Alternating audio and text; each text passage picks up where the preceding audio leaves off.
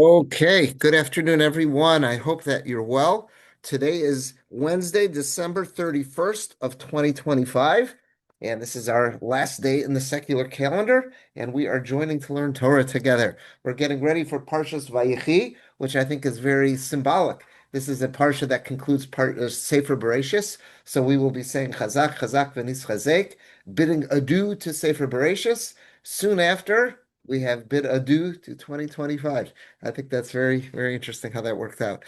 I want to share with you some sources, some material on Parshas. Hey, welcome back. I want to share some material on Parshas Vayechi that I hope you'll find meaningful. So let's jump right in. There's some items in here that I was not aware of till this week.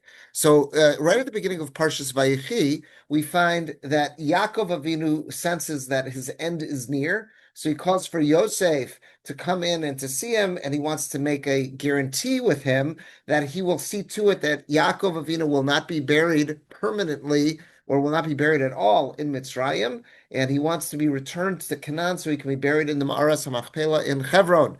And then we're told that he senses his end is even closer. So all the children come in and he prophesizes for them what they've got in store coming up for them and for all of Klal Yisrael.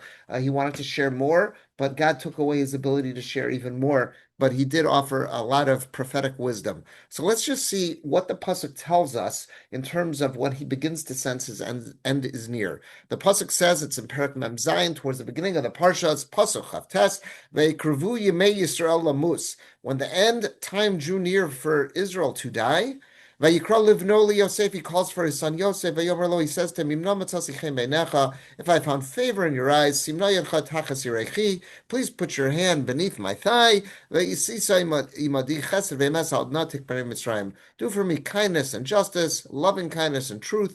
Don't bury me in Egypt. And the idea of basically sitting on Yosef's hand and then taking that oath. So we have this idea that when a real oath is taken and to have real enforcement to it, a person is supposed to hold a chayfetz shal mitzvah. So in a Beis Din, they would hold a Sefer Torah. So at that point, there's no Sefer Torah, but Yaakov Avinu had a bris milah. So it's by having Yosef, so to say, put his hand beneath his thigh. So Yaakov is sitting on his hand.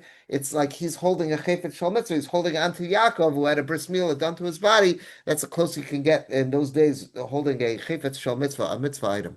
So he clearly senses that his end is near. And the question is, and this has caught the attention of Chazal, how did Yaakov sense that his end was near? Was this a prophecy?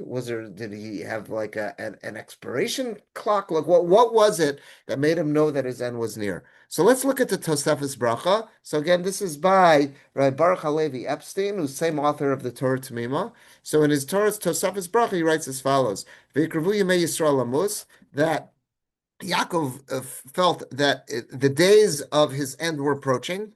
So he says there's something very peculiar about this pasuk.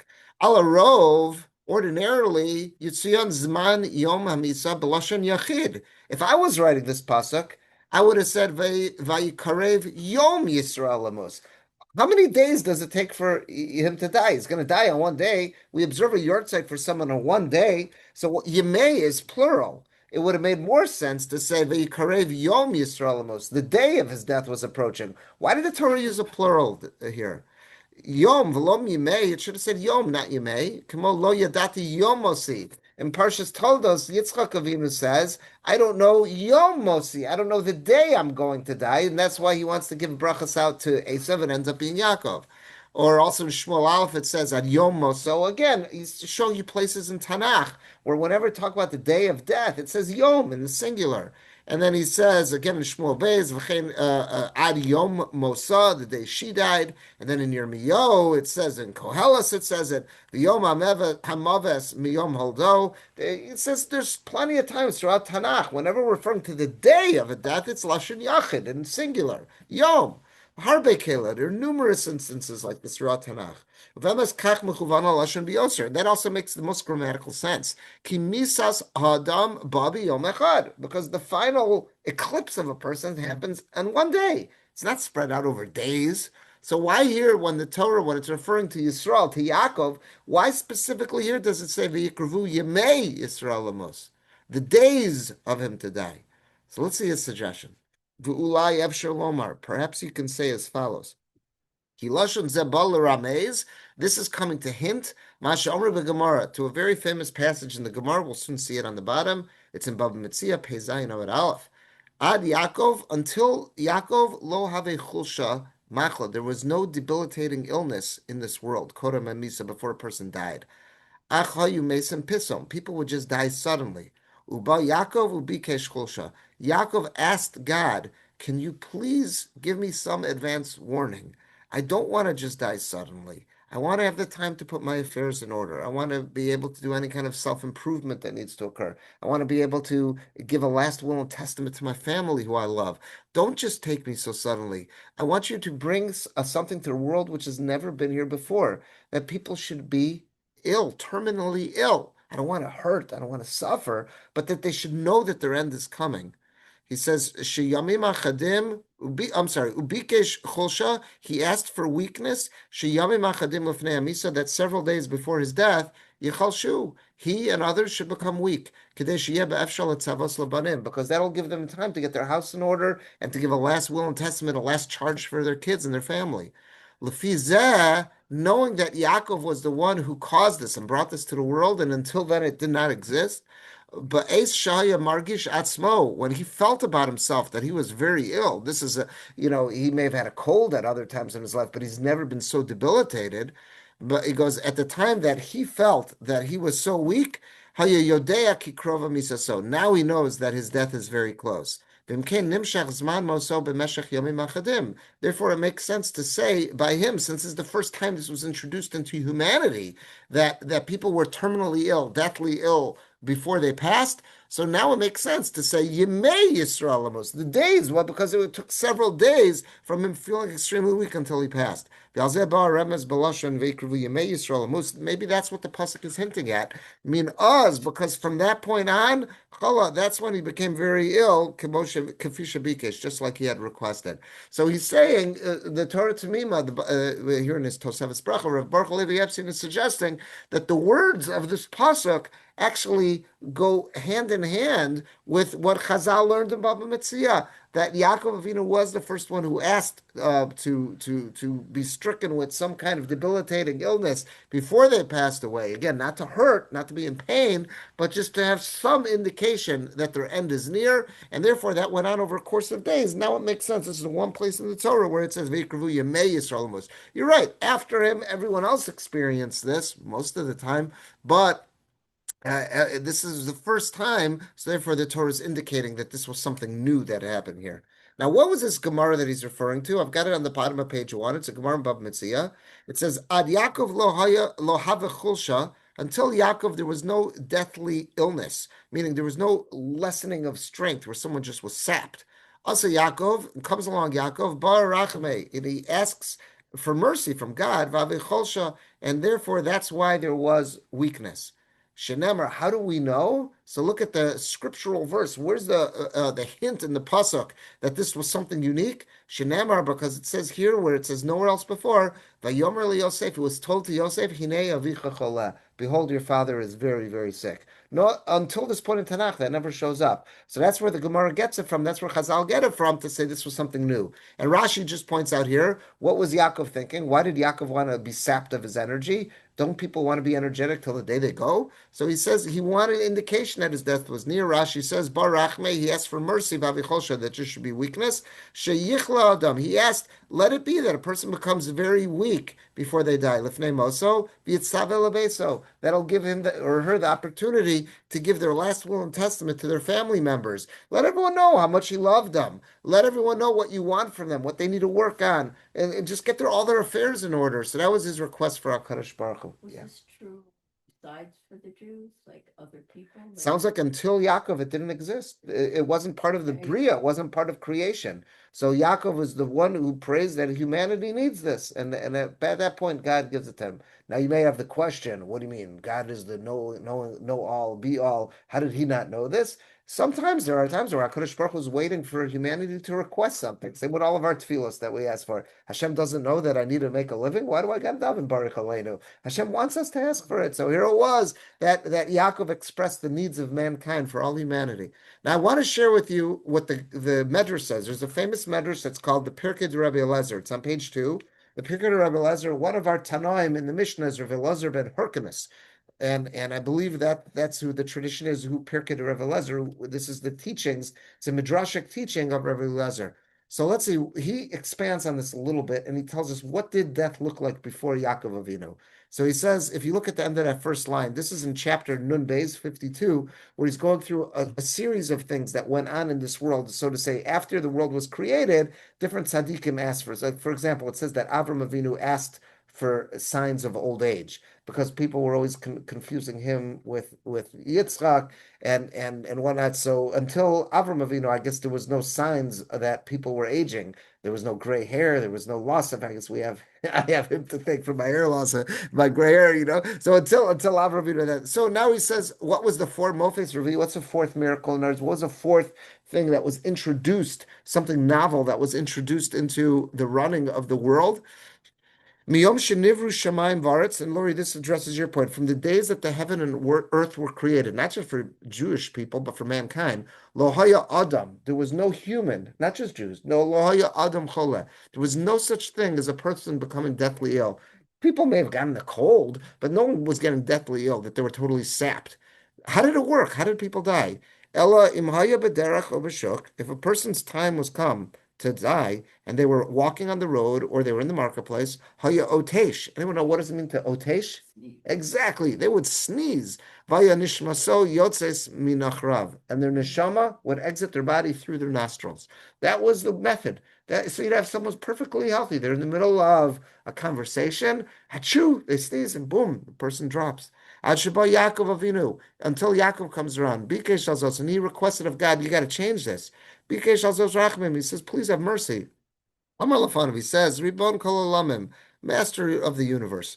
Al tikachas nafshi mimeni ad shatzaves banai ves b'nei beisi. Don't take my life until I've had the ability to discharge all the instructions that I have for my children and for my whole household. I have things I need to set in motion before I pass. V'neterlo, and God listened to him. Shenamar, God granted his wish. Shenamar, it says in the pasuk, and this is what Rashi, what the Gemara rather quoted. V'yachar dvar me'ila v'yomer li Yosef hinei avicha choleh.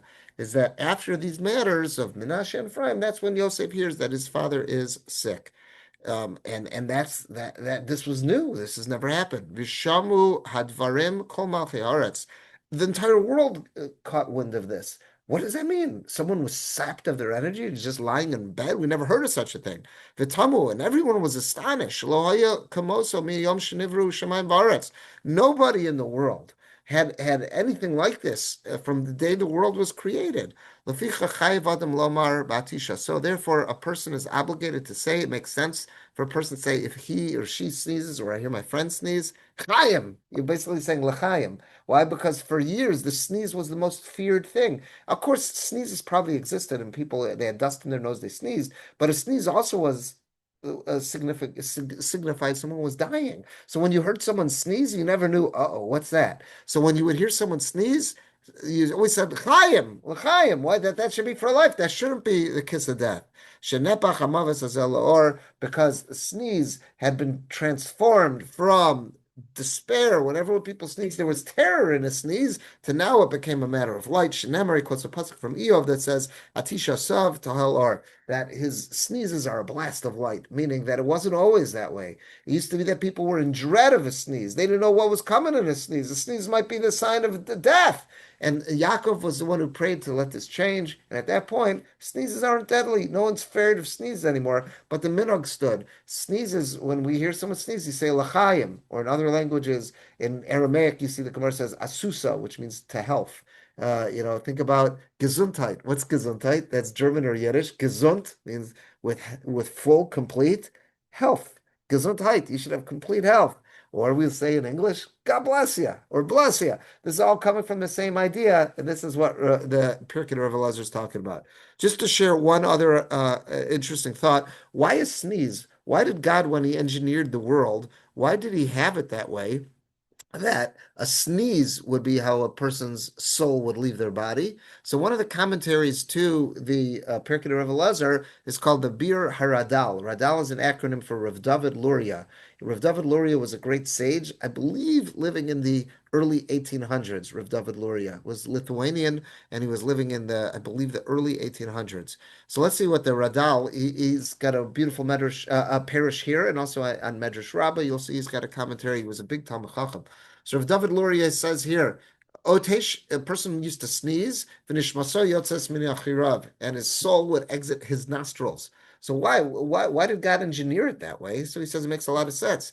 Kishem shenitna bo al yidei nefichas ruach chayim ba'apav. How does a soul come to humanity? The Torah tells us at the creation of man that God forms man out of this lump of clay and breathes life into him through his nostrils. In other words, the neshama enters the nostrils of mankind. That's how the story of creation begins. So if that's how mankind is gifted with a neshama, it makes sense when it's time to leave that it leaves that exits the same way. Kenal yidei so too on through a sneeze, Chazaras haruach ma'apav, which is returning all that wind, letting all the air out of a person through the nose, l'chutz b'chazaka, with great force, haisa neshama yotzes v'chazer samkoma. The soul would leave, depart, and go back to its place, meaning up in Shemayim. So he's just offering why is that? Is that just some random fact? No, there's a calculation there.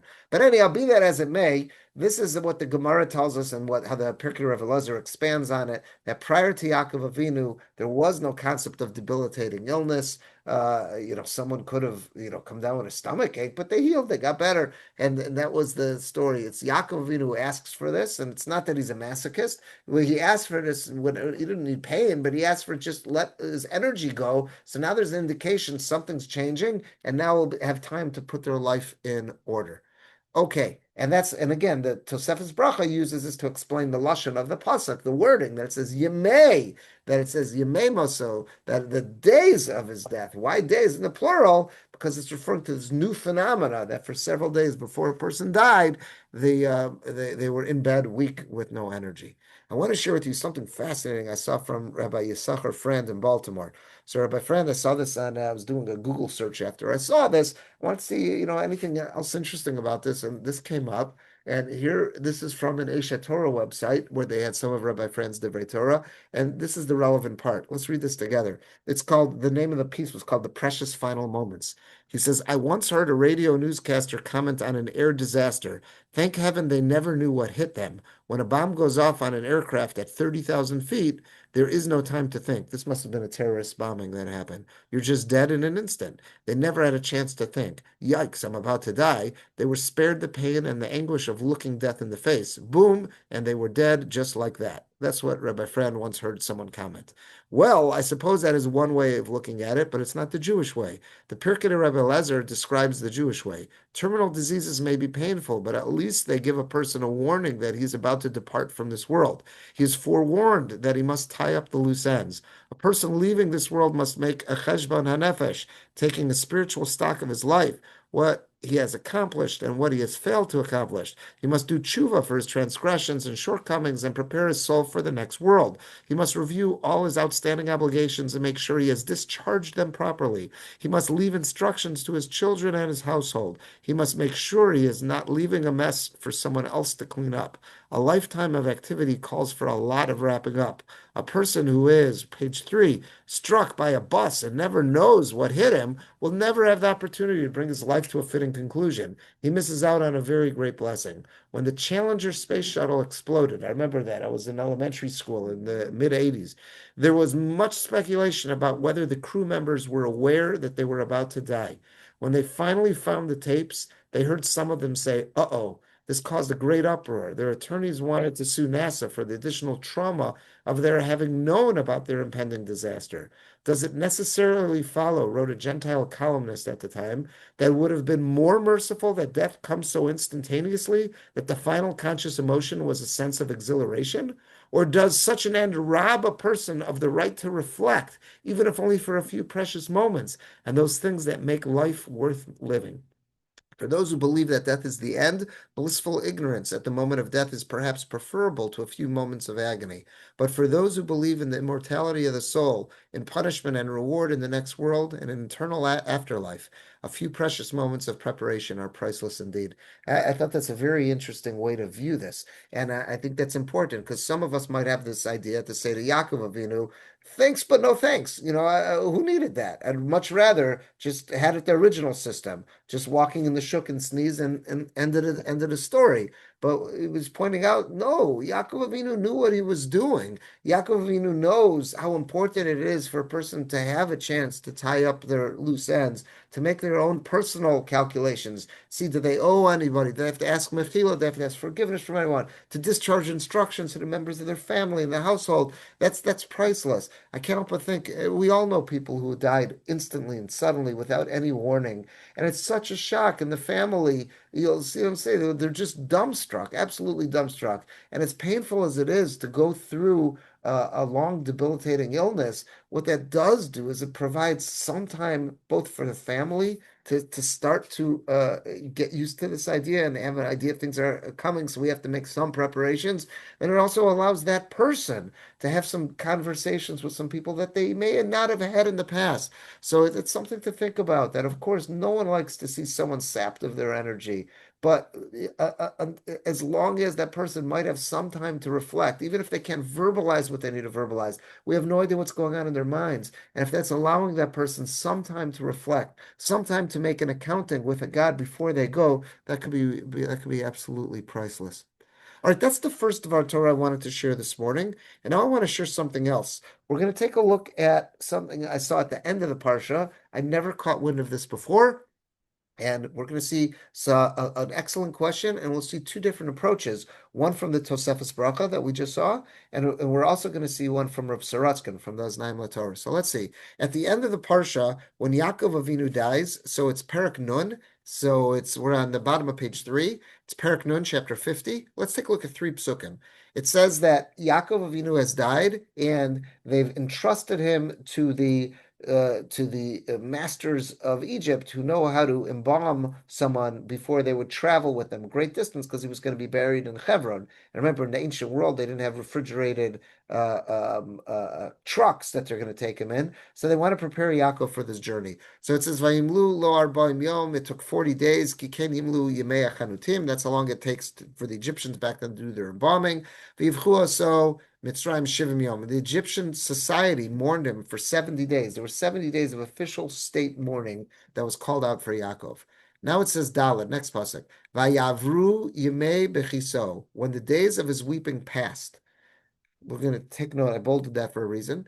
Vayidaber Yosef al beis Paro. Yosef now speaks to the house of Paro. Lemor imnom etzasichem beinechem dabrunot baznei Paro lemor. So it seems like Yosef couldn't approach Paro directly. There's a lot of discussion in the commentaries. He was a second in command. Why couldn't Yosef approach him directly? It seems he's asking an intermediary to ask Paro. That's for another discussion. A lot of different approaches for that. So Yosef puts in an official request. Let me leave so I want to take some PTO, paid time off, so I could go bury Yaakov Avinu in Hebron, back in Canaan, because that was his request. That was what happened. But the pasuk specifically tells us those 3 words, Vayavru Yemei Bechiso. The days of his weeping had passed. Let's look at what the Torah tells us after Moshe Rabbeinu dies. Moshe Rabbeinu dies at the end of the Torah, so it's the next source there. It's in Devarim. It's Perek Lamed Daled, chapter 34. The pasuk says, and this is at the end of Zos HaBracha, Vivchu b'nei Yisrael es Moshe barvos mov shloshim yom. They mourned Moshe for 30 days. Now look at these next 4 words, or 5 words rather. Vayitmu yemei b'chi evel Moshe. And the days of weeping over the mourning of Moshe came to an end. A little bit of a different expression. By Yaakov Avinu, it says Vayavru, past. By Moshe, Vayitmu. Vayitmu means there's an absolute end. So let's see what's going on here. Tosefes Bracha asks the question, bottom of page 3. Vayamru Evo Kaved Zel Mitzrayim. Oh, I don't believe this. Oh boy, I pasted the wrong. I pasted the wrong bottom of the page there. Okay, but it was only one line. I'll tell you what he says. It's a, it says that it says he points out what's going on. What's with the different expressions in Bereshis, Sefer Bereshis, when Yaakov dies, it says Vayavru Yemei Bechiso. It says those days passed. They passed. But by Moshe it says Vayitmu. Yitmu is a lashon of finality. Vayitmu is finished. They're done. Absolutely done mourning for Moshe. But by Yaakov, it seems like it's past. Okay, it might return, but it's not an expression of finality. Vayavru means okay, we got past it, but it's not like it'll never return. There's not that same expression of finality. You hear what I'm saying? Vayitmu is an expression of finality. It's finished. Vayavru passed. So what's with the difference there? So he says there's a real difference between them. So let's look at page 4. Again, I'm sorry, I'm missing those couple lines. I cut the wrong one off the page. So let's see page 4. So he says Haloshanos avar v'tam. There's a big difference between the expressions of avar vayavru that they passed and tam completed. Kifiyah mispar bekama psukim. Many psukim throughout Tanakh, you'll see there's a great difference between them. Ki avar, when you talk about an expression of avar passing, and you don't know avar rak lazman, it's past for now, but it might come back. It's vayavor. It passed, but it might come back. Aval od yashuv adavar limatzeh. Might see it again. Kamo hastav avar. It says in Shir Hashirim, the stav. What season is the stav? Isn't fall, I believe. Right, yeah. That stav is the fall. It says in Shir Hashirim, the fall is past, but it's not finished. Next year, we'll see the fall again.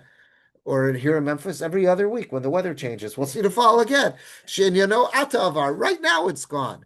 Aval l'shana haba yashiv. Next year, the fall will be back. V'chein chalaf ruach vayavor. It says this again in Chavakuk. It says in one of our Nevi'im, is that again, the spirit changed and passed. Sha'ata avar. Right now, that spirit, that emotion passed. Avalav sheshiyashova might return. Uv'yishai, and you see in the Shayonavi, it says adi avor zam. It says to hide in your homes until the anger passes. But the anger passes, that's for now, but it might return. Esher Shiyashav Mechadash, it might return. So anytime in Tanakh you see a lashon of V'ya'avor, it's passing, but it's not permanent. Lo ken apal tam. That's not true when you talk about the word tam. Mora kilayon shalem v'nitzchi ladavar. Tam signifies something is done, it's finished, it's cut off, it's for eternity, it's complete. Kamo ha'im tamnu l'gvoa. It says that after the incident of Korach, and so the 250 people bring Keturah got burnt up, and then all the people who were with Dasan, Dasan Aviram, the earth swallows them up, and everyone else gets swallowed up. The people start to complain, and they say, "What's going on? Ha'im tamnu l'gvoa? Are we going to be completely consumed?" So again, there's that expression.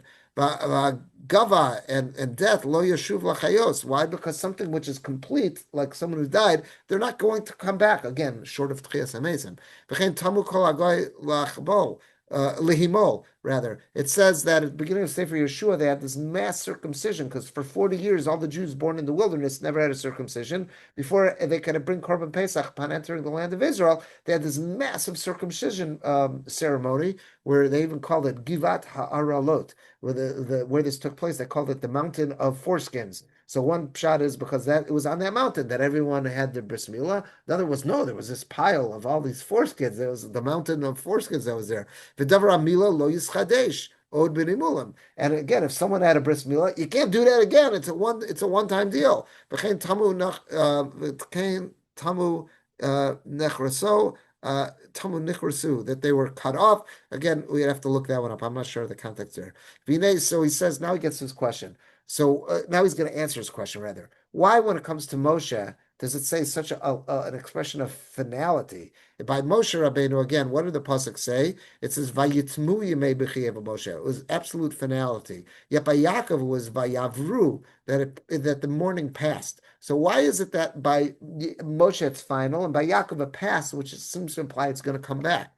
So he says, beautiful shot. V'nei b'misas Moshe, when Moshe died, Acharei shemiach acharav Yoshua, he left a successor of Yoshua, v'samach yado alav. He put his hands on him. Everyone saw that. Uksiv Sham, it says there, Benyan Misas Moshe, when Moshe died, the Torah tells us Yeshua Malay Ruach Chachma, that he was filled with incredible amount of wisdom. V'yishmu love b'nei Yisrael, and everyone respected him and listened to him. L'chein achar shabachu Yisrael alav shloshim yom. So when they were done crying for Moshe for 30 days, lo hayalem siba lashuv livchos alav. They had no reason to cry anymore. He left a wonderful successor. There's no reason to continue crying. L'chein ksiv vayitmu yemei bechi. That's why it says Avel Moshe, that it says that it completely finished the days of mourning for Moshe. Ve'ela yamim lo yeshuvot. Those days of mourning, they're never coming back because Moshe left a successor. They have a leader in Yoshua. Aval Yaakov, but when Yaakov died, Shekfi Amispar b'Parsha Kan, and as we see at the end of the Parsha here, Shedagu b'Nev Ma'od. The children became exceedingly worried. Pen lachar misas aviyam yinkom Yosef me'am. Maybe now that Yaakov's dead, what's Yosef going to do? Maybe he's going to take revenge. That he's going to take back and pay us back for all the bad that we did to him. V'gam holchu, and they went, v'naflu l'fanav, and they bowed down before him, they fell on the ground. V'yomru, they said, Hinenu l'chol avadim, that we are making ourselves slaves to you. V'lo yadu od gorolam b'chayim. Excuse me. And they had no idea what does life have in store for us. So Yaakov died, and they're done with the mourning. But how do we know that we can now go on living? Maybe Yosef's going to take revenge. Our lives are ruined. L'chein lo tamu od yemei habechia al misas Yaakov. That's why the crying that they were doing never really stopped when Yaakov died. They were still nervous. They were wrecks. Kim avru l'shah. They thought maybe this crying is just passing for a bit now, but we're going to have to cry more because Yosef's going to take revenge. Maybe all these hard feelings are going to return. So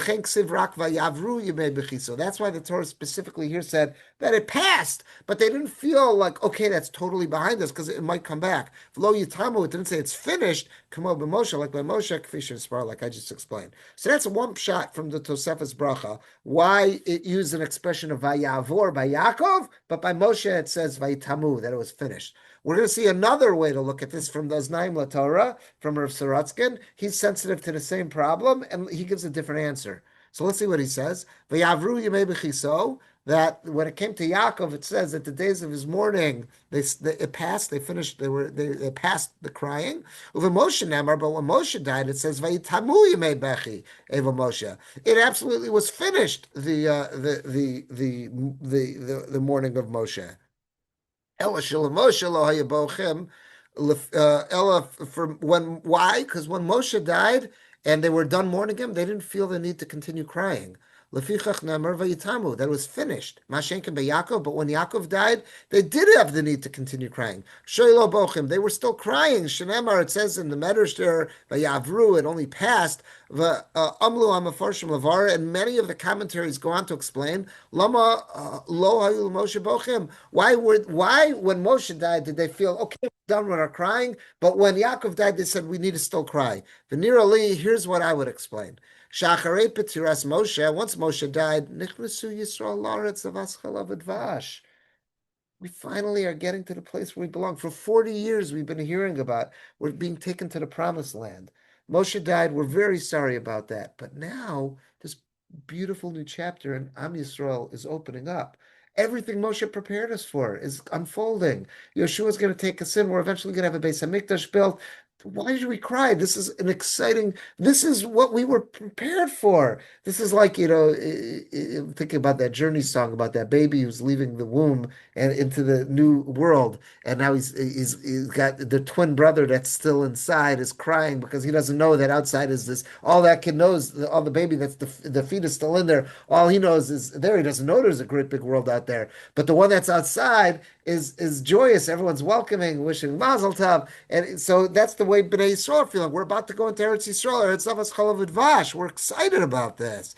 Vayulam Chavshi. We're going to be a free people. No oppressors. We don't have any Egyptians breathing down our necks. Lefichach lo yabochim. They had no reason to cry. Hamatzav lo erabechi. The situation we're now going into doesn't arouse any feelings of crying, the Yisrael and the Jewish people. And therefore, since the time of crying ends, meaning 30 days have passed, we're past Moshe, we're done. There's no reason to cry anymore. But after Yaakov died, what happened immediately after Yaakov dies? That's when Shibud Mitzrayim begins. That's when the enslavement begins. It's going to start kicking in slowly, slowly, slowly. They're not going to start whipping us the second Yaakov dies, but that's when it starts. It really starts to kick in. V'tachfu tsaros avelus B'Yisrael. And that's when we began to experience many more tsaros and mourning in the Jewish people. Lefichach nemar vayavru yemei b'Yisrael. Therefore, it was after Yaakov Avinu dies. It says only vayavru, not vayitamu, vayavru. It passed, but there never was the sense of relief, saying we've got no reason to cry. Aval lo tamu was not finished. Yimei abechi ve'evel, the days of crying and mourning. Ki avru me'evel evel, because from the day Yaakov died, we may have passed that evel once we were done mourning him for the official amount of time. But now we're just getting ready for another period of mourning. Shibud Mitzrayim, bevada hayuzochrim v'omrim, and therefore everyone was definitely thinking about this and saying, "Shalu haya Yaakov chai." If only Yaakov was still living, haya Magain aleim, he would have been protecting us. V'lo mishtabdim b'hem, and it wouldn't have happened that the Egyptians started to enslave us. Vayutolim kol hatzaros b'misas Yaakov, and therefore they began to say all of our tzaros began from the day Yaakov died. Va'bechi alav lo tam. Therefore, the mourning, the crying for Yaakov, never really finished. Over the next 210 years that they were enslaved, all they could do was think about cry and say, "Oh yeah, yeah." Back when Yaakov was alive, we had it so good. Everything changed. The tide turned once Yaakov died. So there was never Vayitamu. They never were finished crying. They were always crying about Yaakov because they always looked back at it and said, "That's the moment when everything changed." And they were lamenting, "Oh, if only he was still here, we wouldn't be suffering this way." But when Moshe died and the period of Avelus Shloshim ended, they had no reason to continue crying. They just opened up. It was, everything was exactly what the way it was supposed to be. We were where we were supposed to be with the leadership we needed. There was no reason to cry. And there's a lashon, there's an expression of finality of Yitamu. So I thought this is beautiful. Two very different answers to the same question. They're both bothered by both the Torah Tamima, as we saw in the Tosefes Bracha, and Rav Sorotzkin is Naim Torah. They're both bothered by the same question. Why the difference in wording? Why by Yaakov is an expression of Vayavru, but by Moshe Rabbeinu it's an expression of Vayitamu, and they have two different answers. Again, just to review, the Torah Tamima's answer is that when Moshe Rabbeinu died, they had no reason to cry because of the fact that Yoshua was there. Yoshua would lead them. But when Yaakov died, and they were still living in the sense of fear that maybe Yosef's going to take revenge, they didn't have any kind of peace of mind. But when Moshe died, they had peace of mind. We have Yoshua, we have nothing to fear. But when Yaakov died, they did. They didn't have peace of mind. Maybe Yosef's going to take revenge. And then Rav Sorotzkin taking a different angle. When Moshe died, okay, that was sad. But when that Avelus ends, we open this new chapter, which is beautiful. Everything that we were prepared for and what we wanted to get to. But when Yaakov died, that's when trouble begins. And they always would look back and cry about that, saying our tsaros began when Yaakov died, and it was just a different type of mourning that they had started. All right. With this, I want to wish everyone well. I'm going to stop the recording